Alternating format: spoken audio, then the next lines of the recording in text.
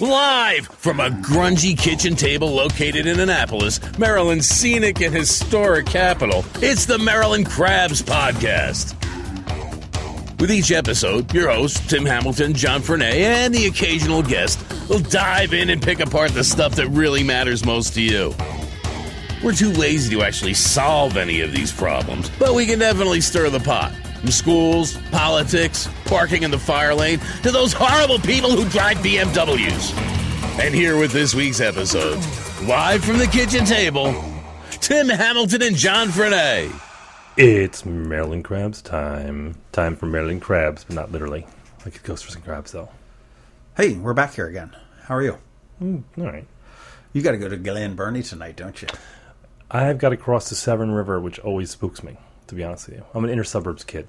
Yeah. I just, You don't like to go out of your house, so. I've gotten better. I will go out in Annapolis, but when I cross the river... By the way, they're going to fix that whole thing, that whole bridge. They're going to fix the... man, I just see nightmare written all over that. If glass half empty. Surprise. If the listeners don't know what we're talking about, the Capitol had a story on... actually, it wasn't the Capitol. I think they did it a little bit late, but it was the Severna Park Voice, I believe. Yeah.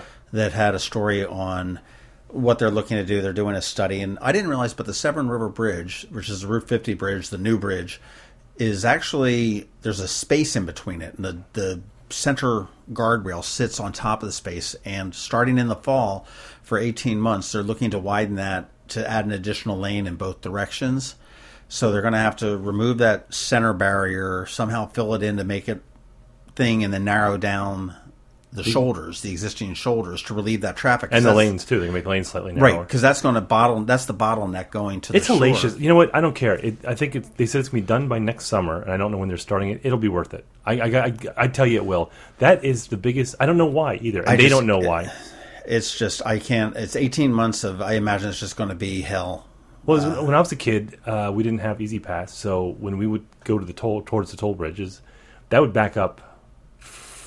God, from Bowie, and it would be literally like sometimes 2-3 hours just to get to the toll, and now you blow through that, and the biggest impediment to going that direction is now the Severn River Bridge. It's hellacious. I think whatever they do is just worth it. You know what they should do? They should make everything Easy Pass. If you don't have an Easy Pass, they'll send you the bill. It'll cost you 42 cents and a piece of paper to do it, and you have to pay that toll, not without a penalty, within 10 days. I mean, if you have an Easy Pass, it registers. If you don't have an Easy Pass, it takes your picture. So you don't have to stop at all? Right. You know what? They had this on Reddit. Now I'm going to ramble. They had, what are the things that we used to have that were cool that you'll never, that we don't have anymore and kids will never experience? And like one of them was like slamming the phone down and hanging up on somebody. Oh, didn't that feel good? Yeah, because you can't just press go. You know, and then press end. You can't do it. But the other thing is, I was trying to explain to my kids the whole concept of throwing the change in the basket. Oh yeah, going over. They'll never experience that. I know. I don't feel romantic enough to go back to it. Sort of like payphones. I think the statute of limitations has expired, but I grew up like on the Garden State Parkway, which had those toll baskets like every exit. Yeah, half mile it seemed. But they used to have envelopes there. Oops, not enough change. Take an envelope and mail it in. Where you could take an envelope. So we would just blow through there, take an envelope, take an envelope, take an envelope. Oh, because there was no cameras back then. No. They didn't have cameras back then. Back then, they barely had... They had a sketch artist at each one, just kind of drawing a picture of your car. Yeah, your Model T. But, they didn't go that far. Mm-hmm. But, we had a big uptick on traffic on the podcast for the Eastport Landing I don't check the stats lately.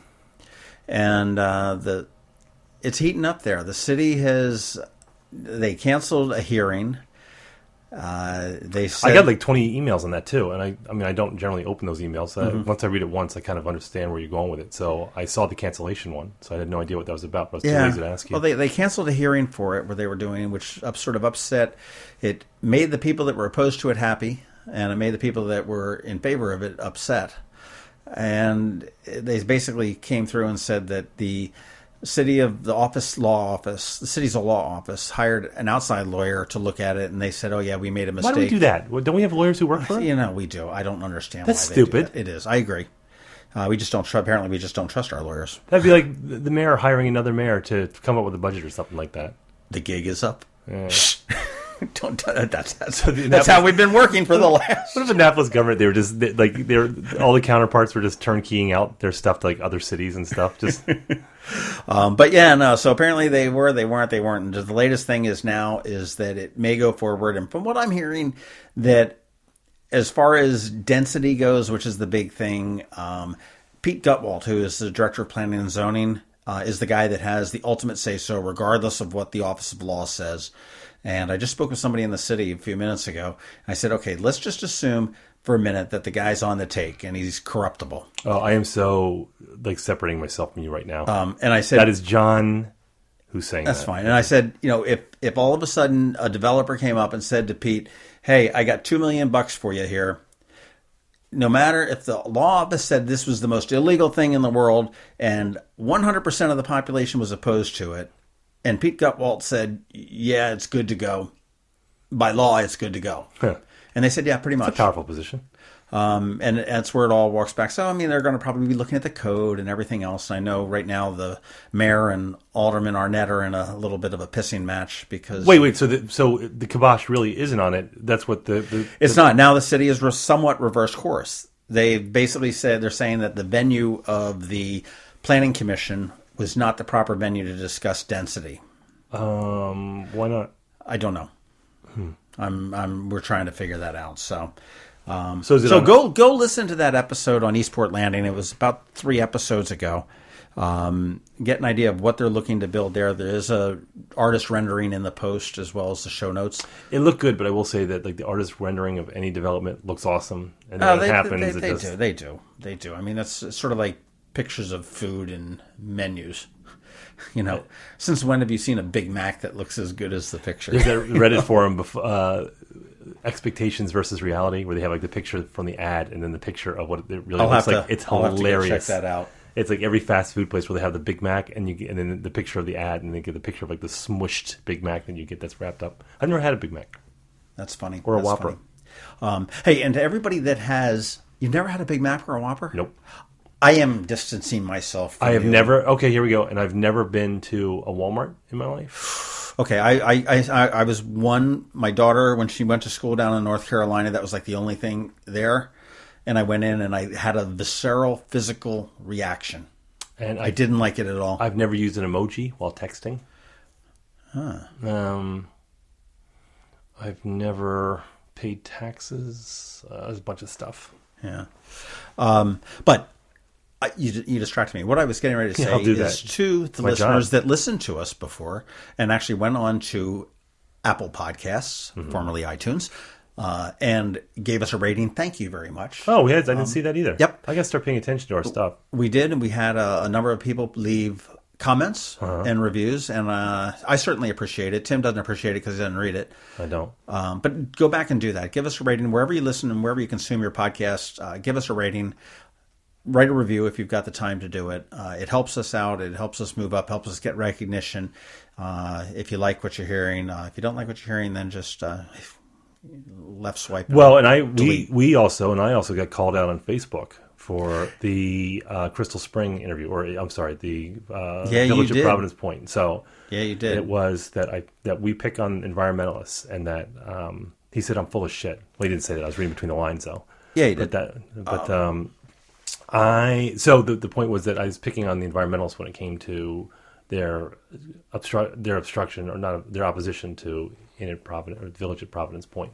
So I'm not apologizing for it. I'll say that I didn't mean to paint with a broad brush, but I was talking about very specific people without calling them out. So when I was saying environmentalists, that was code word for about 4 people. One thing I who were very vocal. So I saw the comment on the Facebook page, and I certainly appreciate the comment that was left. Yeah, because it was attacking me.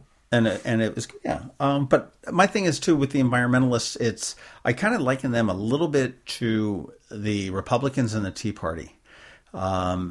They have there's several different factions of environmentalists. You've got, specifically to Crystal Spring, okay, you've got one group that's very loud, very vocal. Let's just call it Crystal Spring. Let's stop. I don't want to call it Village at Providence Point. That's too much. Okay. No one knows what we're talking about either. Yeah, that's true. Well, Crystal Spring, there's one group that's like, no, you will not cut down one tree.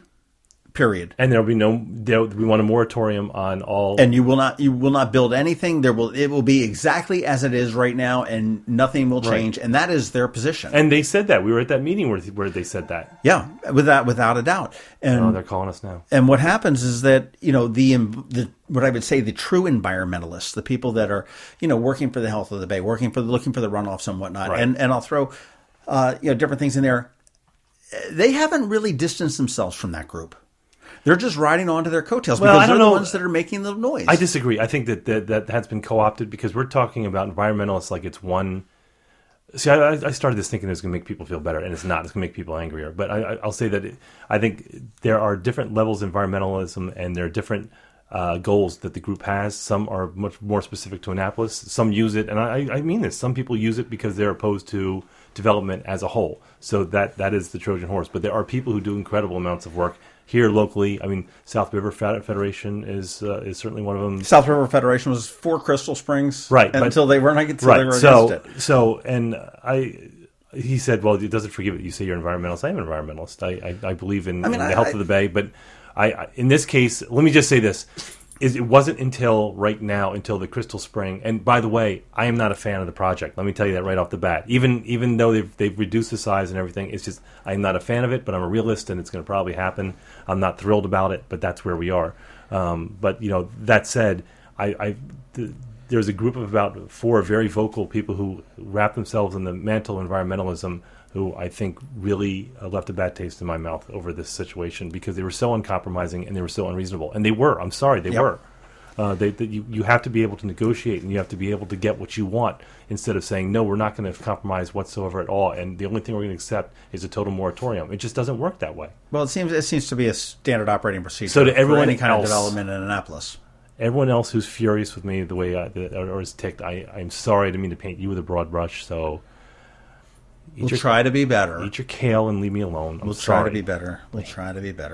But yeah, no, what I want to talk about, we've got a cool thing going on today. We had made a promise a long time ago, and we are slowly starting to get to it. I make lots of promises, John. I don't get that this podcast was not necessarily going to be entirely focused on Annapolis, and we wanted to get out into a broader area, into the state. Yeah, we always kind of fall back into it, though. But, I mean, we have some stuff coming up that's not. We do. And one of those things that's not is who our next guest is that we're going to be speaking with in just a little bit on the phone, and we've got the Baltimore Ravens. Which was great because I'm a Redskins fan, but that's okay. But they're really nice. They're a great organization. They're great to talk to. They do some really cool things. And we were also experimenting with phone technology. Mm-hmm. That was the first time we did it since your John Tesh experiment, which was actually really, to be honest with you, I had my doubts when you said, you want to take the John Tesh? I'm like, no, you go ahead. And it actually turned into be a really good interview. Yeah. So you ever heard that crab cake? I actually...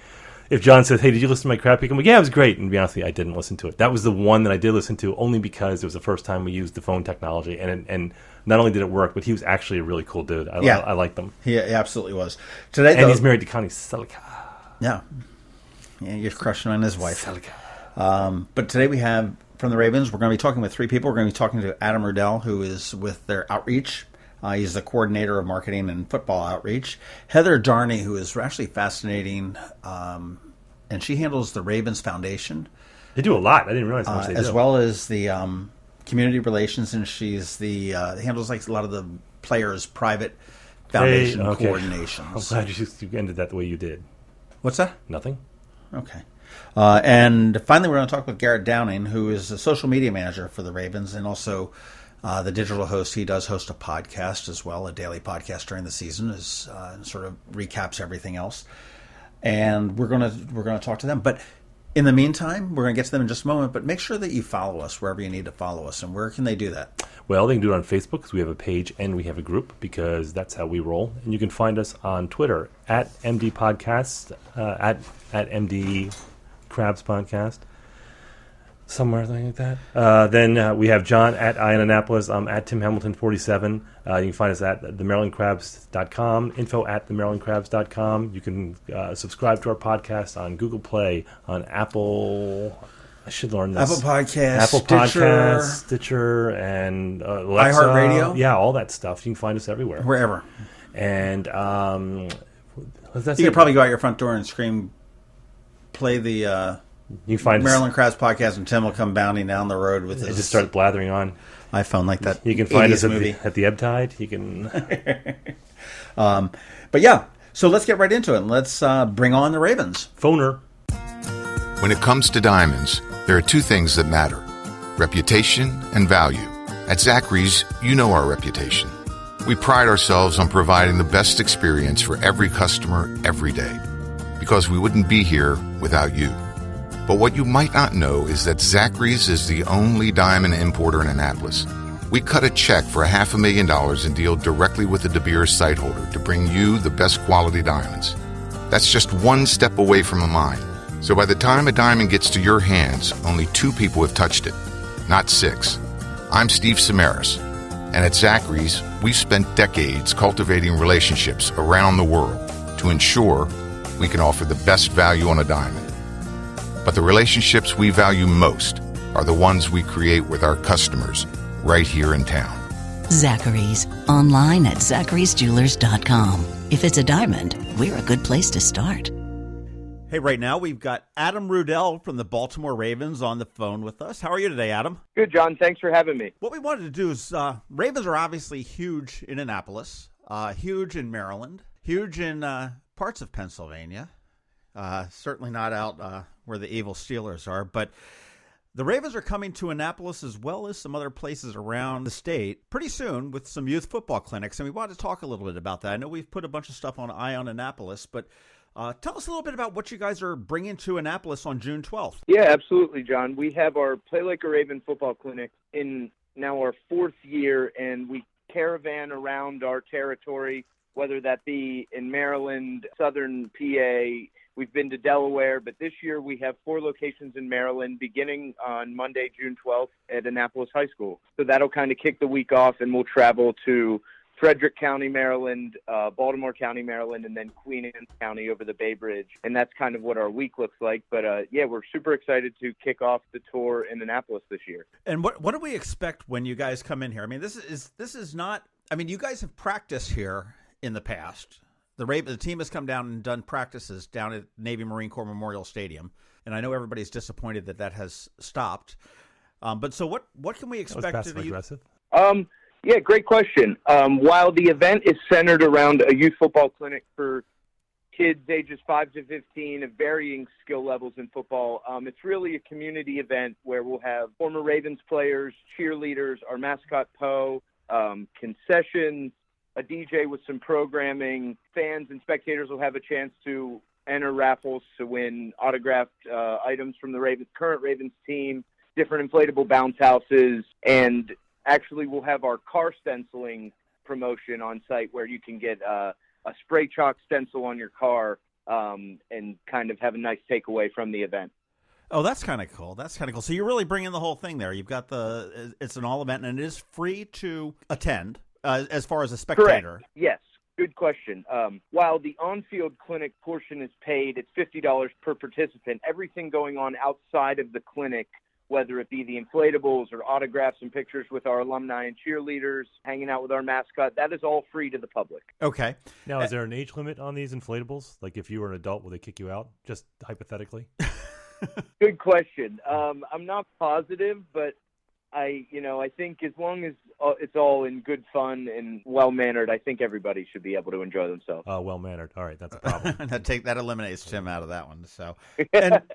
And as far as the alumni, I mean, I noticed that I'd seen some notes where you've got Jarrett Johnson, Adalius Thomas are coming, Brad Jackson, and Jamal Lewis. Yeah, so those are the 4 guys that we'll have on the tour with us this year. On Monday and Tuesday, June 12th and 13th, Jarrett Johnson and Adalius Thomas will be joining us, both former outside linebacker edge rushers for the Ravens, and just in talking with them, we know they're excited to get back and be in the community and jump in and instruct some drills, and also get to interact with the fans and take some pictures and sign autographs and all that. They're super excited to be in Annapolis and be a part of these clinics and ultimately give back to the fans. And again, to participate in the clinic, your ages 5 to 15, and they're sort of age segregated, if you will. And everybody will, for $50, everybody will get like the T-shirt, which is an Under Armour thing. So everybody, all on-field participants will get a clinic T-shirt from Under Armour, as well as 2.5 hours of instruction from USA Football certified coaches, local Annapolis high school coaches, and then the alumni players will, as I mentioned, be on the field or off the field signing autographs, but they'll also jump in the trenches and be instructing some of our youth in different skill-specific drills. There are, as you mentioned, age, not restrictions, but kind of groups, whether you've played a little football, flag, or tackle, or have been playing for a few years. There's two different groups that we kind of get you into to suit your skill level and either introduce you to the game or kind of hone your skills as you get ready for the upcoming season. Okay. And you've got 4 of these that are coming up very soon. June 12th at Annapolis High School here in Annapolis.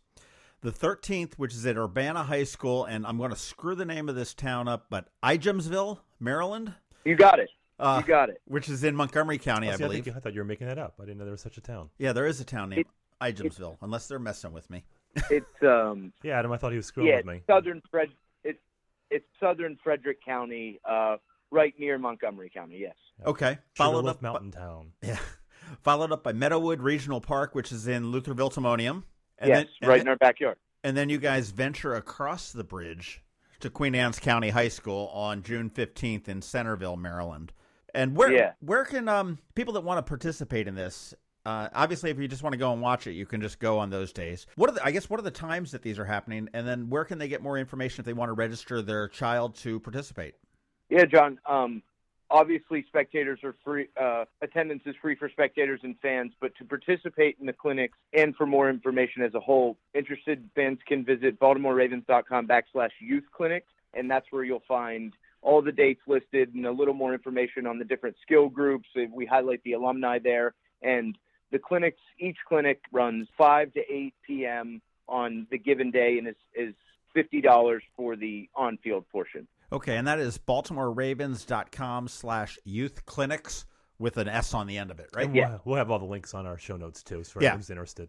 And in addition to the Play Like a Ravens football clinic, you guys are going to come around town and deface the town for a little bit next week, right? Well, I'd rather not say deface, as there's some dignitaries that are working through our permits, but we're going to bring out our purple spray chalk and our Raven stencil and kind of paint the town purple in an effort to promote the event on June 12th. And we'll also do this in the surrounding areas, but we're hoping to execute this paint the town purple promotion on Monday, May 22nd in Annapolis. So keep your eyes out for some different Ravens logos and maybe even some few surprises with registrations in the clinic all throughout the Annapolis area. So this is like similar. I mean, the sidewalk chalks and the sidewalk paints and just little scavenger hunty kind of things all around the area. Exactly. Well, as soon as there's a purple, little bit of a purple haze coming over the area, you know that the Ravens must be nearby. And yeah, we like to mark our territory, if you will. We know there's some Redskins fans down in Annapolis, so we want to let them know. We want to let them know where the real pride is. Oh, we know. We know. Oh, there you go. Well, I'll tell you what, Adam, thank you very much for this. I'm looking forward to this. I can't wait to see the Ravens come back into Annapolis. I thought you were getting ready to play. You can use the exercise, frankly, Adam. Yeah. No, I could be Poe. I'd be a good Poe, I think. You know, be like. We could maybe make that happen, John. Yeah, get dressed up in a fuzzy thing and just have people kick me. It'd be great. That'd be for the best, I think. But I'll tell you what, I want to say thank you. But hang on a second, because you got somebody else on the phone here, Heather Darney, and we wanted to talk with her a little bit. While Adam's group is bringing the Ravens out into the community, Heather works with the Ravens Foundation. And she also works with the Ravens players that have established foundations. I want to talk a little bit about what the players are doing, how a difference they're making in the communities here. So when we come right back, we'll join up with Heather Darney. Hey, Heather, how are you? I'm great, John. How are you? I'm good. I've got Tim Hamilton on the line with me here, and he's my co-host with the Maryland Crabs. And thank you for taking time out and to put some good spin on. I mean, unfortunately, sometimes pro football seems a little bit like the airline industry now. You always hear the bad news, but it's always good to hear the good news. And I've got, there's lots of good news that's coming out of the Ravens. I mean, obviously, Adam's bringing his group here to Annapolis and Urbana and Meadowood and Queen Anne's. And you Ijamsville. And you had the Ravens Foundation. You're the executive director. And also you sort of coordinate the player foundations and the player outreach, right? Yeah, so I kind of live in both worlds. I have a role in the for-profit Baltimore Ravens organization, as well as I'm the executive director of our charitable arm, which is the Ravens Foundation. So it's kind of interesting being in both worlds, but I make it work, and it's incredible. Now, how long has the Ravens Foundation been around? We've been around since 1996. So it's been established ever since the team kind of came to Baltimore, and we've always made it a priority. I think just over the last, I'd say 10 years or so, we've just really been able to grow the foundation, be such an incredible entity in and of its own, with its own grant programs. We're just going through currently a scholarship program because we award 5 Baltimore area high school seniors with a $5,000 renewable college scholarship. So up to $20,000 to put towards their college education, which is great. That's huge. So we have a lot of that stuff going on right now. We do, signature projects each year. Last year, we teamed up with an organization called the Maryland Book Bank, and we launched the Ravens bookmobile, which is serving thousands and thousands of kids. I think the last that I heard, it's served about 8,000 kids since we launched it in September, and it's given out over 30,000 books to those kids. So is that primarily focused on inner city? Or primarily on Baltimore City. The Maryland Book Bank owns and operates the vehicle, and then they kind of receive applications from schools that are interested in having it come out. Right now, I think just because of the overwhelming response that they're having, they're focusing just on schools with the largest need. But that doesn't necessarily mean it's only Baltimore City. That's just kind of, I think, where it's been primarily thus far. I would think that's probably where the need is probably a little bit more greater than other areas. So it's incredible. Yeah, it's unbelievable to hear about when these kids get on it, and you ask how many books they have at home, and none of them can quite raise their hand about having a book or two at home. So we're working on building those home libraries and hopefully developing a love for reading. As just one of the things that we do. Yeah, I was about to say, you have a lot of irons in the fire just looking at what the foundation does. I mean, you have grants, you have scholarships, you provide equipment. I think the Play 60 grant recipients, one of which was Annapolis Parks and Rec, but there's dozens of others. So you guys are kind of everywhere. And we really strive to serve. Yes, Baltimore City is a big focus just because of the level of need, but the surrounding counties as well, are truly important to us, and it's important for us when we're planning, whether it's stuff with the foundation and looking at grant applications, to making sure that we're serving all of those counties, or even just, on the Ravens side of things, getting our players involved. We've made numerous school visits to Annapolis schools. Obviously we talked about, you talked about with Adam and the camps that we're doing down there, the practices that we've had at Navy. So, it's definitely something that, we try to broaden our reach as much as we can, and as much as the NFL will let us, unfortunately, but definitely love to be involved in all kinds of different places around Maryland. Well, you have a lot of partners too. You have, like you just said, the Reading Partners of Baltimore, Playworks Maryland, I think Bridges, Athletes Serving Athletes, but you also have the Sisters Circle, and that reaches out to girls and disadvantaged girls in Baltimore, right? Yeah. We so actually all of those ones that you just listed, we've categorized them as our charitable partners. So we work with, hundreds of nonprofits in the area through a wide variety of support. But we offer the most support to those charitable partners that you mentioned, both financially and then, just various opportunities. And, those are really, it's a 5-year commitment that we make to those organizations. So it's really nice that those nonprofits can count on, funding coming from the Ravens Foundation for an extended period of time, and they can budget accordingly and, plan accordingly, knowing what we're going to give. And those partnerships have been extremely successful. We've helped some to grow, some to expand and double. It's typically a 5-year partnership, sometimes a little bit longer, but and then we'll rotate as those 5 years are up and find another great, organization to work with. So my son plays football here in Annapolis. He plays, it's not City League, it's PAL League, and it's a great program. And Annapolis, as you may or may not know, has some of the highest proportion of public housing in the country. So you have a lot of kids here that downtime is not their friend. They don't have a lot of opportunities. And I think that that's something that we've been looking for is basically scholarships that help a lot of these kids who don't have the money to join these football leagues and basketball leagues and anything that keeps them out of trouble and kind of gets them out of the public housing just for a little bit. That's a really good thing. So looking at what you guys do, you do a lot of that, and you also contribute to a lot of these football leagues with equipment. We do. We actually have a youth football grant available where we team up, and we try to leverage a lot of our sponsorship partnership to do more work in the community. And we actually have a lot of great partners on the for-profit side of us, the Under Armours of the world that also really want to give back in the community alongside us, which is great. Yeah, they're doing a great program right now. They do Friday Night Lights. They do that around the state, and my son does that. That is a blast. It's flag football for like older kids. It's not, little kids, but also older kids too. But it's a lot of fun. Well, I think Under Armour in our market has just been incredible. I think they're an incredible corporate citizen in any number of ways. You also work with the players or the current players as well as alumni players that have established their own foundations as well. I mean, you look at Ray Lewis, who's doing lots of good work. You look at Ray Rice, who's turned around the problems that he's had. I don't know whether you work specifically with those two, but what else are the Ravens, current and former, doing for the community and for the the state of Maryland? Yeah, I mean, I think part of being a Raven, and the mindset that we have here as this rough, tough, hard-hitting player on the field also includes the fact that you're going to be dedicated to this community, and that's part of what our organization stands on. So we have a ton of guys, both current and former, who have, not only are they giving back here in Baltimore, which is, our primary focus, but they'll do stuff in their hometowns, kind of where they've grown up and wanting to make sure that they're making an impact there as well. Steve Smith Sr., who we're going to miss greatly this year.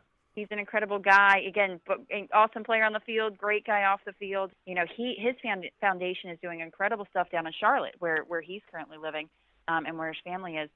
They actually started the Smith Family Wellness Clinic, kind of a clinic to serve underprivileged families, just with some basic wellness needs that they've, kind of already established. So, I mean, it's small scale, Thanksgiving, dinner providing events, with things like that, to literally starting wellness clinics to help out, their community that way.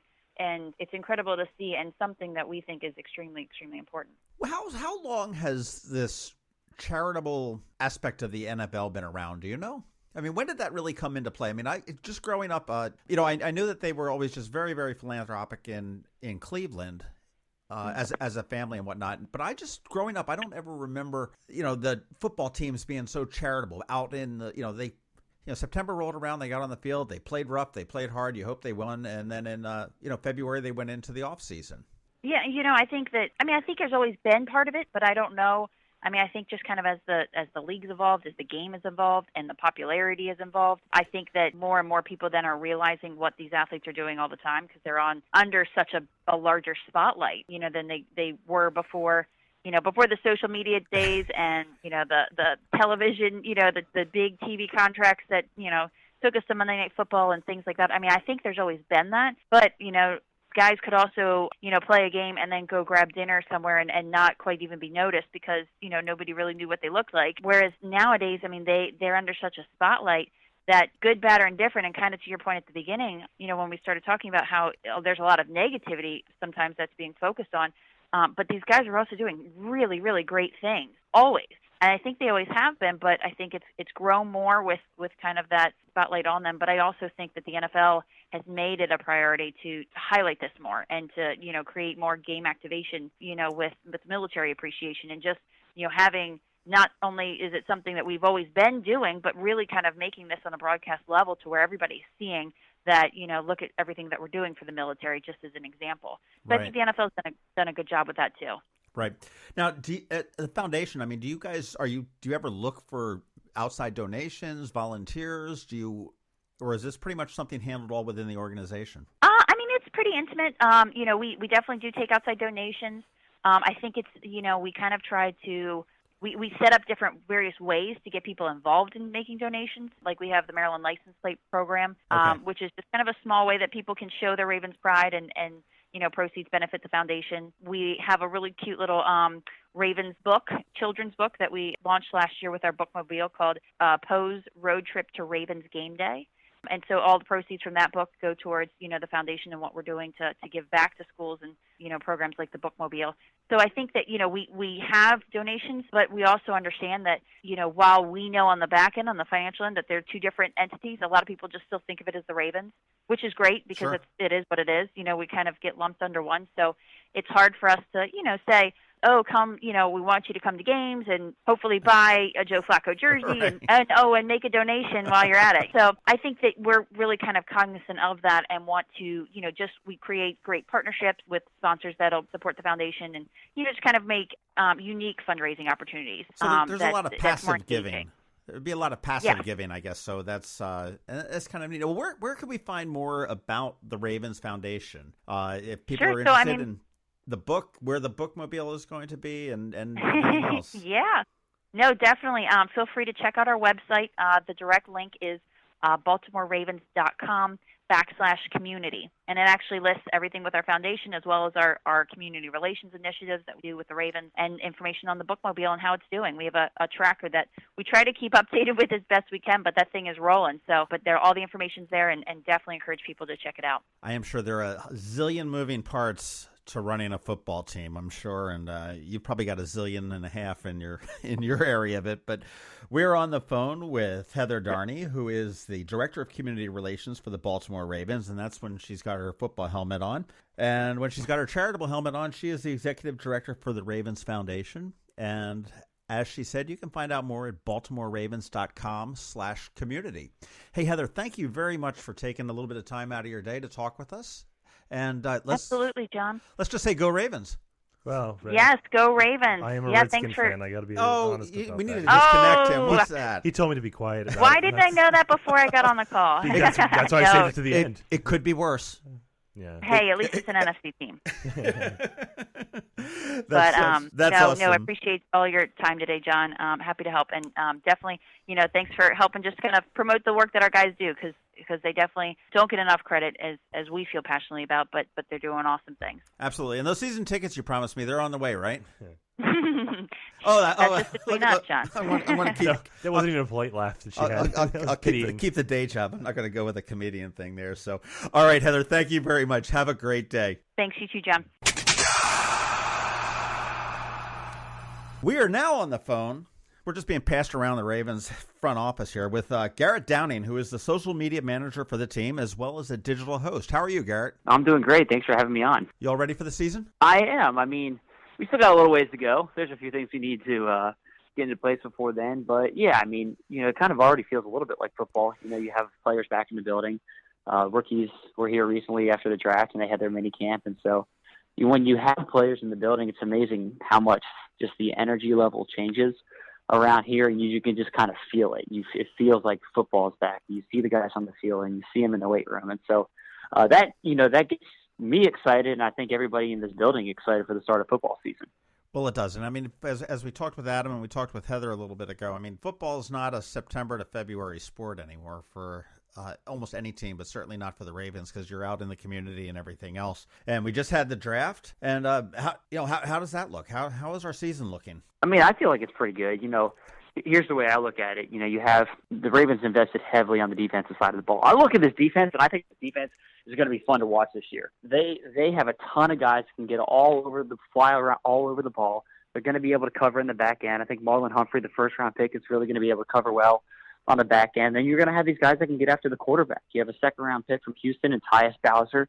You have a third-round pick in Tim Williams from Alabama. These guys can get after the quarterback, and that goes along with you still have Terrell Suggs and C.J. Moses and Jimmy Smith and Eric Weddle. I just think this defense is going to be really, really good, and I'm excited to see what they're able to do. And so, there's a lot of excitement. I have it, and then there's certainly a lot of excitement in this building about what the team's going to be able to do as a whole this year, and specifically what this defense is going to be able to accomplish. Yeah, the defense is going to be formidable. I mean, there's no doubt with that. Do you think, but should a wide receiver, maybe a concentration when picking a wide receiver in favor of a defense? Some people thought that maybe, Flacco needs a wide receiver. I think, what was his name? Smith-Schuster. I think that was the one that we were looking at from USC. I mean, look, there could be a move for a wide receiver. I think we've seen throughout Ozzy's entire tenure that there are times where he makes moves late in the process and finds good players. And he's not afraid to make a trade, and he's made trades throughout his career, particularly recently. I mean, they traded Timmy Jernigan this offseason for a draft pick. You look at guys, they added Jeremy Zuda and Eugene Monroe a few years ago. Those came through trades. So he's willing to make trades if he feels like there's a good player that he could get through a trade. And also, quality players do get released. I know, it may not necessarily seem like that, but when you get after the draft and you get in training camp, sometimes there's salary cap cuts. sometimes there's good players that end up on the street who you never thought you would have a chance to get. I mean, Steve Smith a few years ago, he's a guy that nobody thought would ever, be a free agent. Yeah. He was somebody that was he's a future Hall of Famer. And you get that guy and he gets cut for salary cap reasons. That could still happen. So, there's some spots that the Ravens are looking to add players, and they probably will. Is it going to be a big-name guy? Maybe it is. Or is it going to be somebody that people, it's kind of under the radar right now, but is a really good player? That's a possibility as well. But I can tell you, Ozzie, the entire front office, and his staff, they have their eye out there, and they're going to pounce if a good player comes available. And hey guys, I hate to cut it short. I'm really sorry. We're about to do this interview with a player. It's about to happen right now. I'm sorry. Oh, that's okay. Right. No problem. Jump We're off. up. That was off and running. That was Garrett Downing, who is the social media manager and the digital host for the Baltimore Ravens, with a little bit of preview for 2017. Thanks, Garrett. And have a good one, Garrett. Thanks you. Guys. That was Garrett Downing, and we have got Adam Rudell is still on the phone with us. How are you, Adam? Good, John. It's yeah, I'm still here. It's cool to hear different pieces of the organization, whether it's charitable piece that Heather has or Garrett really can provide some in-depth insight on the team, as he spends a lot of time analyzing and covering what they do. So it's always cool to hear that perspective, even for me, when we work together pretty collaboratively. Well, Garrett weaseled out before I got a chance to ask him what's going to happen with our hometown favorite. We start out of here in Annapolis, Keenan Reynolds, who from Naval Academy. Sure, what a great story. Yeah, gosh, he's missed, but I mean, hey, Navy is Navy. But the Ravens are going to be back in Annapolis on Monday, June 12th for the Play Like a Raven football clinic. And Adam coordinates all this. And you can find more information at baltimoreravens.com/youthclinics.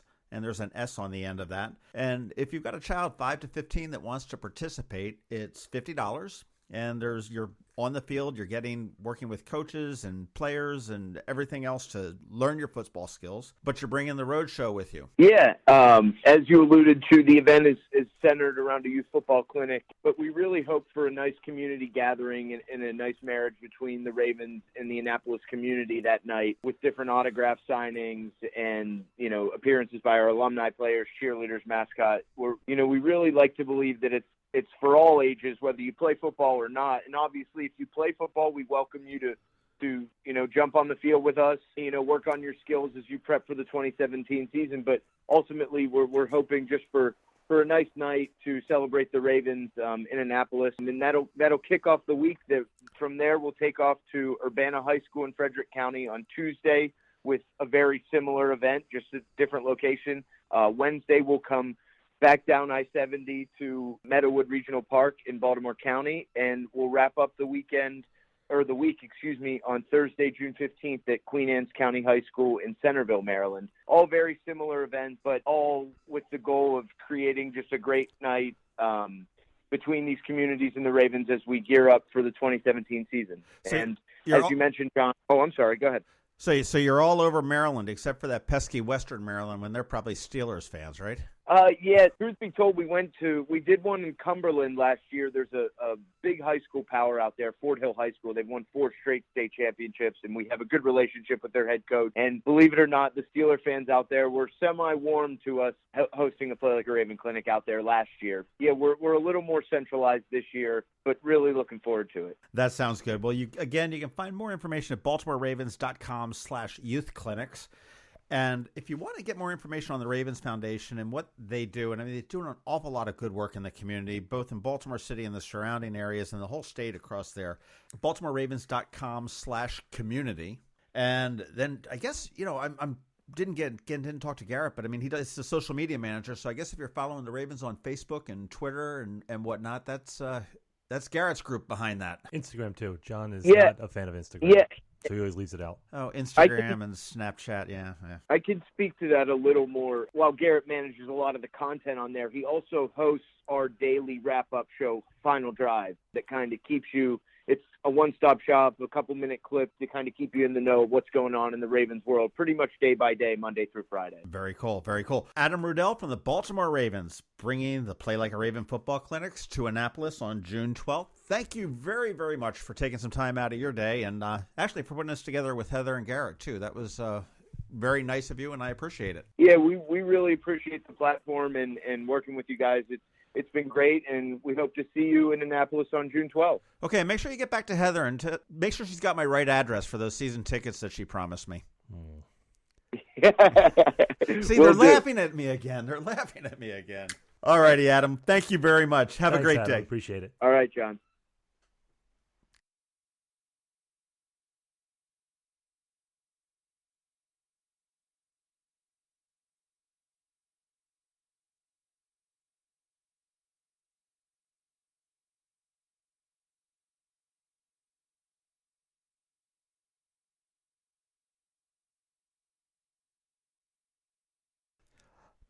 And in addition to the Play Like a Ravens football clinic, you guys are going to come around town and deface the town for a little bit next week, right?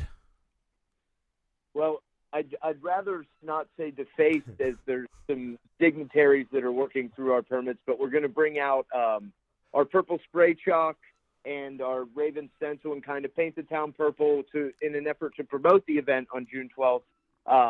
And we'll also do this in the surrounding areas, but we're hoping to execute this Paint the Town purple promotion on Monday, May 22nd in Annapolis. So keep your eyes out for some different Ravens logos and maybe even some few surprises with registrations in the clinic all throughout the Annapolis area. So this is like similar. I mean, the sidewalk chalks and the sidewalk paints and just little scavenger hunty kind of things all around the area. Exactly.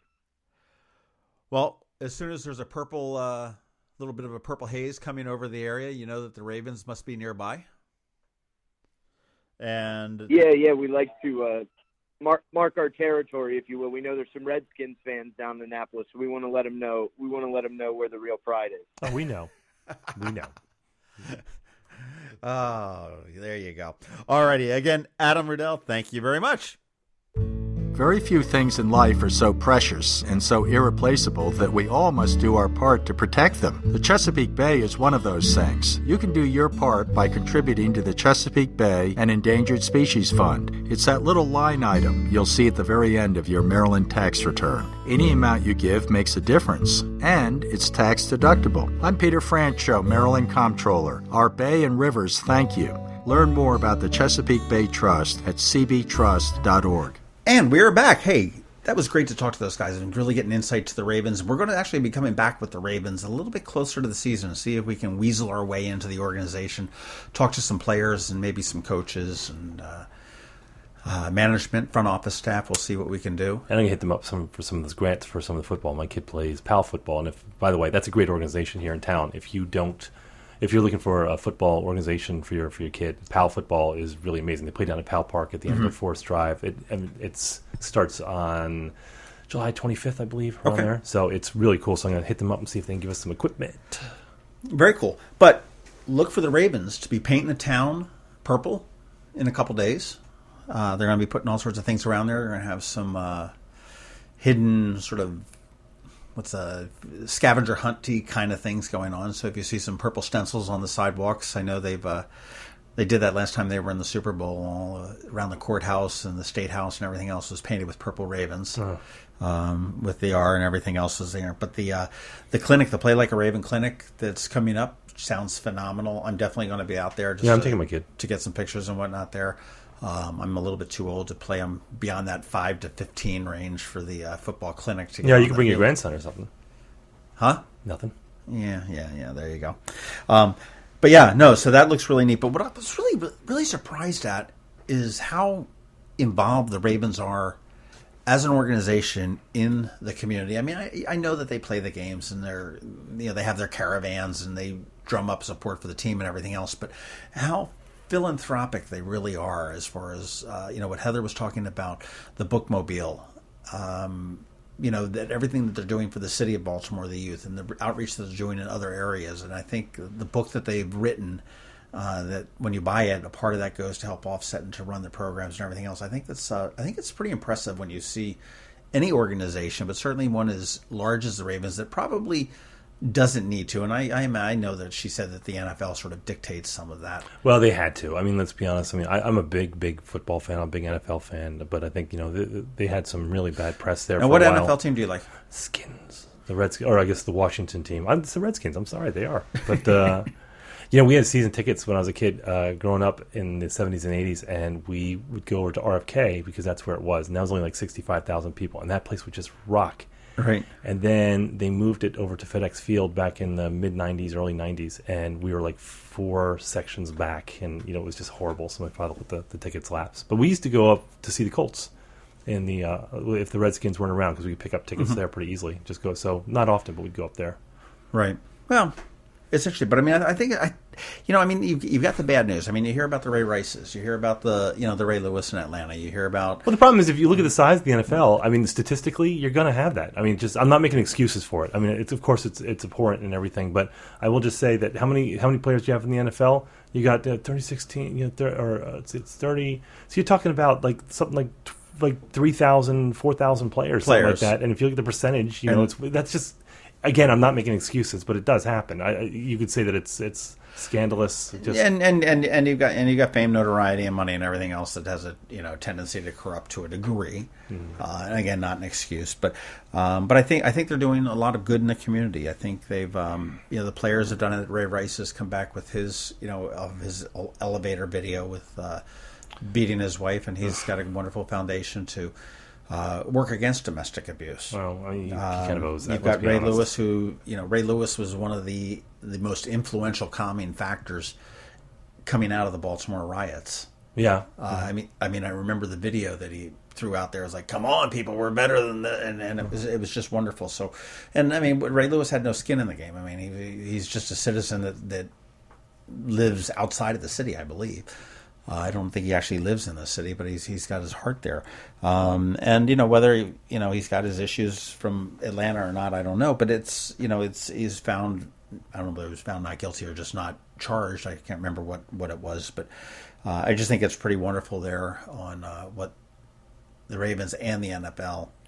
Well, their biggest advantage is that they're not all owned by Dan Snyder. So I mean, that's right off the bat that they've got to jump on everyone else. Hashtag winning. Oh, he's horrible. But definitely take a look at next week for the Ravens to paint the town purple, and then coming in June over at Annapolis High School, they're going to be bringing the caravan to be able to get on the field and work with the players. And while I hit up Heather twice for season tickets and just even a couple tickets, and she shot me down. She didn't shoot me down. She just sort of laughed at me. Well, it's a patronizing laugh. I think that's the part that should hurt. Tends to be how things work in my life. I just laugh. It's like, just laugh at John. He'll be fine. That's what we all do. But I know. Don't think I don't know. But I will say that Heather turned around, and not Heather, but Adam, at the tail end and said, "Hey guys, do you want to give away some tickets to the Play Like a Ravens camp?" And we did, because we like giving away other people's stuff. Yep. So if you have stuff you want us to give away, give it to us. We're great stuff giver outers. We'll do it. But no, we have 5 tickets to give away to the Play Like a Ravens camp, which is going to be coming in on June 12th. Is that right? Yep. No, I don't think so. That's all right. I always say yep. Got to go back and look at that. We'll put it in the show notes to make sure what it is. But it's in June. It's the middle of the week. At Annapolis High School, get on the field, play with some former Ravens, get some coaching. Designed for kids 5 to 15, and they're going to segregate them out a little bit based on skill levels and size. So that's if you're a serious player, then you'll be in one group. If you're just checking it out, maybe get some interest the other one. So, how do you want to give away these tickets? Let's do. Send us a picture of your... No. That guy, no. Okay. We got in trouble for that Go into the shower. So how about they just email us? How about the first 5 people who email us? Okay. That's just easy. So it's info@theMarylandCrabs.com. And the subject to say, give me the tickets. Give me the ticket. We'll give... how many tickets? We have 5 tickets. 5 tickets. And these tickets are $50 a pop. They're worth $50 a pop. Oh. To go. So the... which probably would have been, 2 games if Heather had done that for me. But yeah, so that's do it. info@themarylandcrabs.com. All right, so we'll give those tickets away. Now remember, it's going to be 1 apiece that we're going to be doing. So don't call and say I want all 5, because I've already tried that, and I already promised one for my son, but he didn't. he didn't act fast enough, so it's going to have to come out of his allowance money. But again, I think we'll look up the date of that event, and we'll put that in the show notes. But I think it's on a Thursday. I want to say it's around June 15th. This is totally professional, by the way, that we're doing that. But so in the meantime, that's about it. So we got some more events coming up. Stay tuned. We're going to be talking about Annapolis events. Nevin Young. And Nevin Young for mayor. He's going to be coming up. We're going to be talking to Nevin pretty soon. But until then, John, I want you to have some Diet Cokes in the refrigerator next time because I am a little parched. See ya. This has been the Maryland Crabs Podcast with Tim Hamilton and John Fernay. Sure to follow them in all the regular places, Facebook, Twitter, YouTube, and online at themarylandcrabs.com. Take a moment to rate us on iTunes. Now, get the hell out of my kitchen. Seriously, go! You're still here? It's over. Go home.